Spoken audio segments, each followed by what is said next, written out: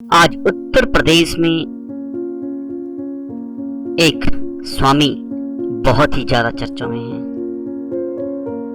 हाल ही में एक मुस्लिम बालक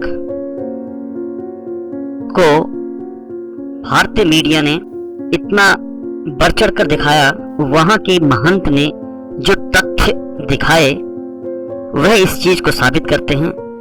अगर वह बालक पानी ही पीने आया था तो जब पानी बाहर था तो वह अंदर क्यों आया। चलिए, आज का विषय यह नहीं है। मैं आपको आज उस स्वामी जिसे यति नरसिंहानंद सरस्वती के नाम से जाना जाता है और आज बहुत से भारतीय युवा उनके दीवाने हैं। दीवाने क्यों ना हो, उन्होंने सोए हुए हिंदुओं को जगाया जो है। जी हाँ, ये कहानी जो आज मैं आपको बताने जा रहा हूं ऐसे ही हिंदू हृदय सम्राट यति नरसिंहानंद सरस्वती जी की है, जो आज दसाना के देवी मंदिर के महंत हैं। दासना गाजियाबाद में है और दासना के आसपास मुस्लिम लोग ज्यादा हैं।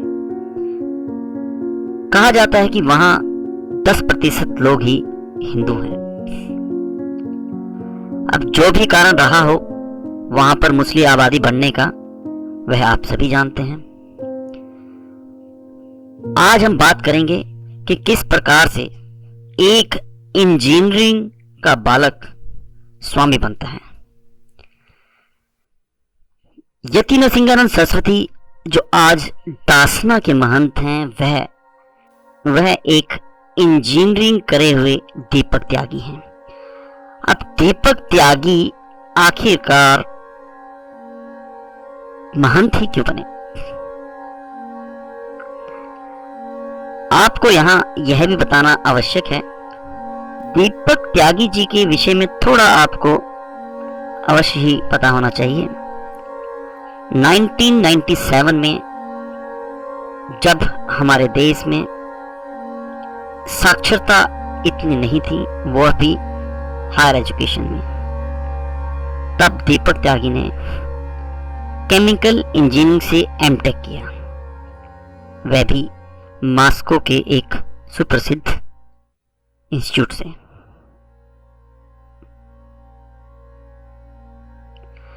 अब इतनी अच्छी पढ़ाई करने के बाद वह वापस भारत आ जाते हैं और बाहर का सब कुछ चकाचौंध छोड़कर भारत में ही रहना पसंद करते हैं।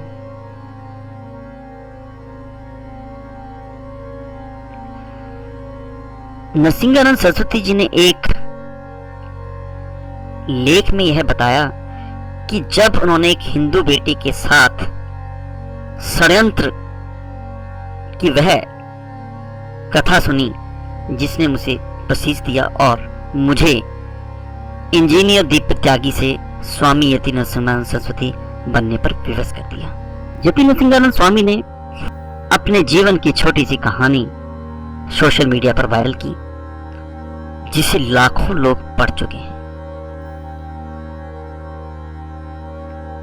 उन्होंने बताया, मेरी जैसी लोगों की कहानियां कभी पूरी नहीं होती। यति नरसिंहानंद सरस्वती ने सोशल मीडिया का सहारा ही क्यों लिया? क्योंकि भारतीय मीडिया आप सभी जानते हैं किस प्रकार से कार्य करता है। सत्य को लोगों तक पहुंचाना बहुत दूर की बात होती है। हाल ही के दासना मंदिर के जो बालक की पिटाई का एक एपिसोड हुआ है, आप उसे भली भांति जानते हैं।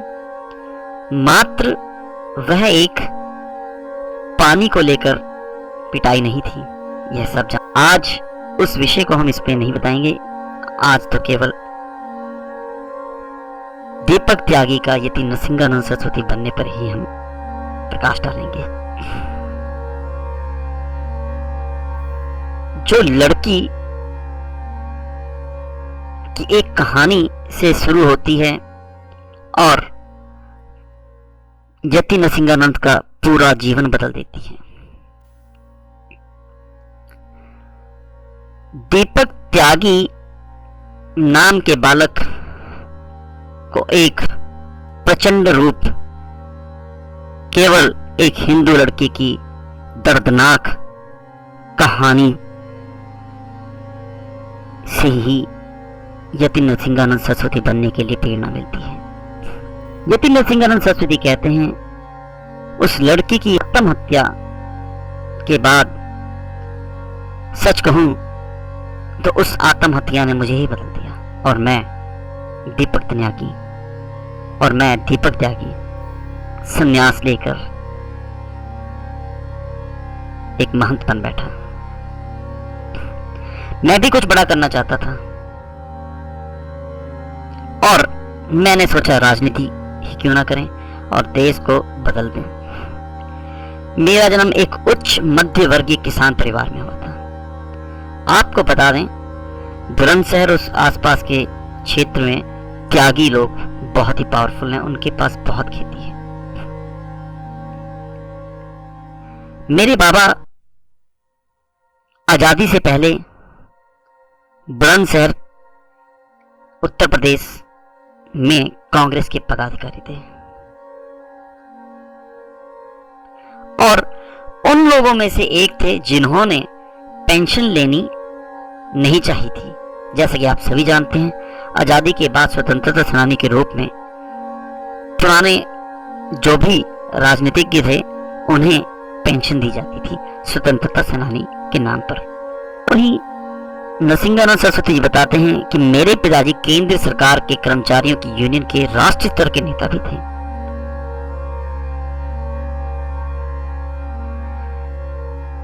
उस क्षेत्र में त्यागियों को बाहुबली भी कहा जाता है। एक यही कारण था, त्यागी को राजनीति भी पसंद थी और कुछ जानने वालों ने मुझे समाजवादी की यूथ ब्रिगेड का जिला अध्यक्ष बनवा दिया। यति नरसिंहानंद सरस्वती जी बताते हैं कि उन्होंने यूथ ब्रिगेड समाजवादी पार्टी को ज्वाइन किया और उसका जिला अध्यक्ष भी बन गए और राजनीति में आते ही मैंने एक अपनी बिरादरी का गुट बनाया और त्यागी सम्मेलन का भी आयोजन किया। बहुत से त्यागी मेरे साथ हो गए और मुझे एक युवा नेता के तौर पर पहचानने लगे और मेरे बाबा जी यानी कि दादाजी कांग्रेसी थे, पिता यूनियन लीडर और खुद समाजवादी का एक युवा नेता।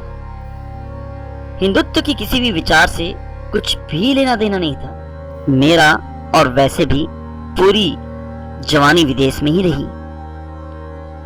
पढ़ा तो धार्मिक बातों को केवल अंधविश्वास ढोंग समझता था। मेरठ में रहने के कारण और विदेश में पढ़ने के कारण, अपनी सामाजिक राजनीतिक पृष्ठभूमि के कारण बहुत सारे मुस्लिम मेरे दोस्त थे। एक दिन अचानक मैं बीजेपी के संस्थापक सदस्यों में से एक दिल्ली बीजेपी के भीषम पितामह पूर्व सांसद बैकुंठ लाल शर्मा प्रेम जी से मिला, जिन्होंने तभी संसद के सदस्य से इस्तीफा देकर हिंदुत्व जागरण का काम शुरू किया था। उन्होंने मुझे मुसलमानों के अत्याचार की ऐसी कहानियां बताई कि मेरा दिमाग घूम गया, पर मुझे विश्वास नहीं हुआ। तभी एक घटना मेरे साथ घटी। मेरा अपना कार्यालय गाजियाबाद के शंभू दयाल डिग्री कॉलेज के साथ, उसी कॉलेज में पढ़ने वाली मेरी ही बिरादरी मतलब त्यागी परिवार की लड़की मेरे पास आई। उसने कहा कि उससे मुझसे कुछ काम है। जब मैंने उससे काम पूछा तो वह बोली कि वो मुझे अकेले में बताएगी। मैंने अपने आसपास बैठे लोगों को बाहर जाने को कहा। जब सब चले गए तो अचानक वो बच्ची रोने लगी और लगभग आधा घंटा वह रोती रही। मैंने उसे पानी पिलाने की कोशिश की तो उसने पानी भी नहीं पिया और उठकर वहां से चली गई। मैंने इस तरह किसी अनजान महिला को रोते हुए नहीं देखा था। उस बच्ची का चेहरा बहुत मासूम था और मुझे वह बहुत अपनी सी लगी। मुझे ऐसा लगा कि कुछ मेरा उसका रिश्ता है। वो चली गई पर मेरे दिमाग में रह गई। कुछ दिन बाद मैं उसे भूल गया। अचानक वो फिर आई। उसने मुझसे कहा कि वो मुझसे बात करना चाहते हैं। मैंने फिर अपने साथियों को बाहर भेजा और उसको बात बताने को कहा। उसने बात बताने की कोशिश की, परंतु वह फिर रोने लगी।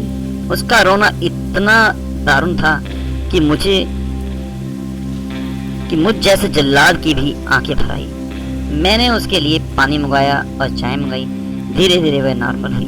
उसने मुझे बताया कि 1 साल पहले उसकी दोस्ती उसकी क्लास की एक मुस्लिम लड़की से हो गई, जिसने उसकी दोस्ती एक मुस्लिम लड़के से करा दी। उन दोनों ने मिलकर उसके कुछ फोटो ले लिए और पूरे कॉलेज में जितने भी मुस्लिम लड़के थे उन सब के पास उनको संबंध बनाने पड़े। अब हालत ये हो गई कि वो लोग उसका प्रयोग कॉलेज के प्रोफेसर्स को, अधिकारियों को, नेताओं को और शहर के गुंडों को खुश करने के लिए क्या करते थे।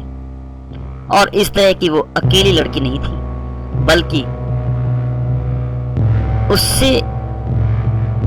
उसके जैसी 50 लड़कियां उन लोगों के चुंगल में फंसी हुई थी। इसमें सबसे खास बात यह थी जो उसने मुझे बताई कि सारे मुस्लिम लड़कियां एकदम मिले हुए हैं और बहुत से हिंदू लड़के भी अपने लालच में उनके साथ हैं और सबका शिकार हिंदू लड़कियां ही थीं। मुझे बहुत आश्चर्य हुआ। उन बातों को सुनकर मैंने उससे पूछा कि तुम ये बात मुझे क्यों बता रही हो। उसने मुझे कहा वो मैं कभी भूल नहीं सकता। उसने मुझसे कहा कि वो सारे मुसलमान हमेशा मेरे साथ दिखाई पड़ते हैं। एक तरफ तो मैं त्यागियों के उत्थान की बात करता हूँ, दूसरी तरफ ऐसे लोगों के साथ रहता हूँ जो इस तरह से बहन बेटियों को बर्बाद कर रहे हैं। उसने कहा कि उसकी बर्बादी की जिम्मेदारी मेरे जैसे लोग हैं। मुझे ये बात बहुत बुरी लगी। मैंने कहा कि मुझे तो इस बातों का पता ही नहीं है। तो उसने कहा कि ऐसा नहीं हो सकता। ये मुसलमान किसी के पास लड़कियां भेजते हैं, किसी को मीट खिलाते हैं और किसी को पैसे देते हैं। कुछ तो मिलता ही होगा। उसकी बातों ने मुझे अंदर से झंकोर दिया। उसके आंसू मेरी सहन शक्ति से बाहर हो चुके थे। उसने मुझसे कहा कि मैं यदि सारे त्यागियों को अपना भाई बताता हूँ तो वह इस रिश्ते में मेरी बहन हुई।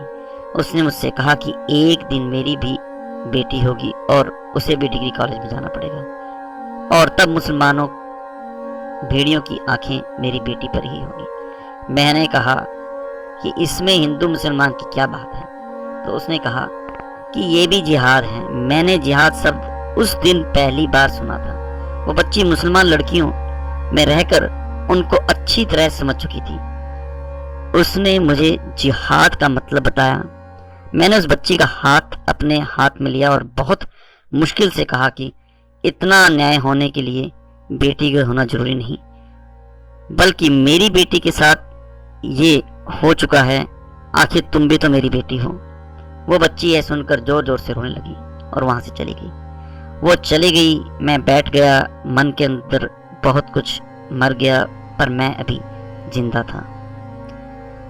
मन के भीषण संघर्ष में बहुत कुछ नई भावनाओं को जन्म दिया। मेरा जीवन बदल गया था। मैंने इस पूरे मामले का पता किया। उस बच्ची की एक एक बात सच थी।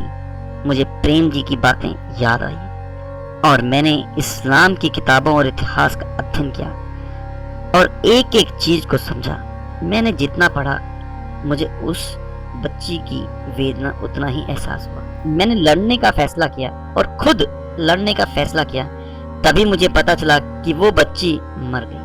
वो मर गई और हो सकता है उसके माता पिता उसे भूल गए, पर मेरे लिए वो आज भी जीवित है। वो आज भी मुझे सपनों में दिखाई देती है।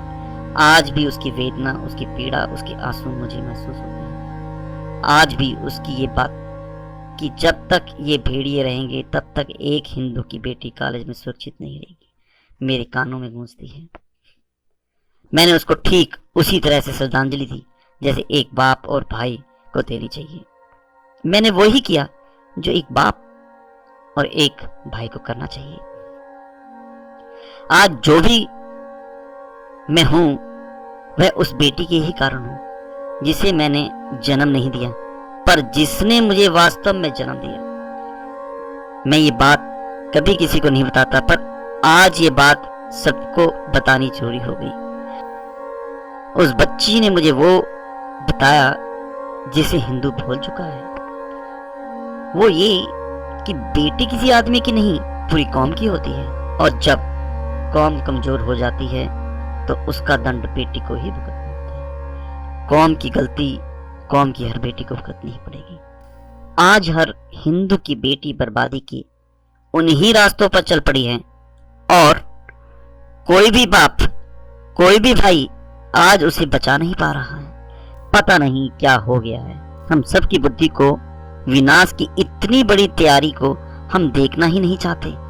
हम सब जानते हैं कि हम सब की बेटियों के साथ ही यही होगा, फिर भी हमारा जमीन जागता ही नहीं। शायद देवताओं ने हम सब की बुद्धि को खराब कर दिया है। अब तो शायद भगवान ही हमारे मालिक नहीं है। आज मैं देखता हूं कि ऐसी घटनाएं तो हमारे देश में रोज होती हैं और किसी को कोई फर्क नहीं पड़ता। यहाँ तक कि जिनकी बेटियां और बहनों के साथ ऐसा होता है उन्हें भी फर्क नहीं पड़ता, पर मुझे पड़ा, और मैं जानता हूं कि मैंने जो कुछ किया वो बहुत अच्छा किया। मुझे किसी बात का कोई अफसोस नहीं है। मैं जो भी कर सकता था मैंने किया, और जो भी कर सकता हूं तब तक करूंगा जब तक जिंदा हूं। दुख है तो बस इतना कि मैं जिस लड़ाई को जीत नहीं सका, मैं अपनी बहनों को, अपनी बेटियों को इस्लामिक जिहाद की खूनी पंजे से बचा नहीं सका। दुख है तो बस इस बात का है कि अपनी बेटियों को एक सुरक्षित देश बनाकर नहीं दे सका। दुख इस बात का भी है कि गद्दारों ने पूरी नस्ल को बर्बाद कर दिया है और हम उफ तक नहीं कह पाए। वो बच्ची रो तो पाई, मैं तो रो भी नहीं पाया। आज हजारों हिंदू बेटियों की बर्बादी की कहानी मेरे सीने में दफन है। काश कि कोई हिंदू मेरे जख्मों को देखने का एहसास भी करता। काश ये कायर और मुर्दार कौम एक बार जाग जाती तो मैं अपने हाथ से अपना सीना चीर कर दिखा देता। काश इस कौम में रहनुमा एक बार कहते कि वो बहनों बेटियों को भेड़ियों का शिकार नहीं बनने देंगे। काश ये कौम हिजड़ों को नेता मारना छोड़कर खुद अपनी बेटियों की रक्षा करती। काश, बहुत दर्द है और इलाज कुछ दिख नहीं रहा। अब तो बस मां से ही प्रार्थना है कि जल्दी से जल्दी मुझे अपने पास बुला ले, जिससे कि मुझे अपनी बहनों, अपनी बेटियों की दुर्दशा और ज्यादा देखनी ना पड़े। मेरे बच्चों, मेरे शेरों, इस वास्तविक घटना में यदि आपको सच्चाई लगे तो इसे दुनिया के उस हर हिंदू तक पहुंचाना जो आज जागना चाहते हैं। हो सकता है कि शायद मेरे दर्द से ही कौम को कोई नया रहनुमा जन्मे और कौम की बहन बेटियां बच जाएं। आपका अपना यति नरसिंहानंद सरस्वती।